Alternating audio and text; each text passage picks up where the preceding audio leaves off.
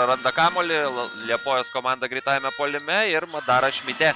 Turėjo būti Latvijos atkovotas kamuolys, bet Michalko sugeba šioje situacijoje išplėšti ginčą. Čia jos perdavimas Vaniama. Pabando pažaisti nugarą, čia atšokusi pataiko. O 2 taškus. Nors ir pridėjo, tačiau čia Šiaulietis išnaudoja tai, kad miega gynyboje Liepojos komanda. Ji buvo 17 metė, šiemet jau pilnametė. Georgieva, jos geras reidas. Matiukaitė, jos 2 taškai su pražanga.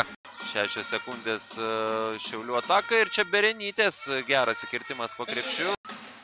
Ja, Šiaulių komanda vertina, neturėdama šansų išsimesti gero metimo. Aleksejevas metimo 50% taiklumų, čia vėl į priekį skuodžia Michalko ir 2 lengvi jos taškai. 40 taškų kažkada yra įmetusi Laurita Jurčiūtė. Kesidi Michalko.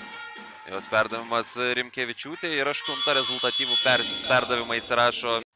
Tai maždaug ir stengiasi rotuoti tą laiką kiek įmanoma lygiau. Perdavimas Grigorjevai. Ir 2 taškai. Įspūdingas taiklumas iš 2 taškų zonos. Čia dar blokuoja Pupkevičiūtė.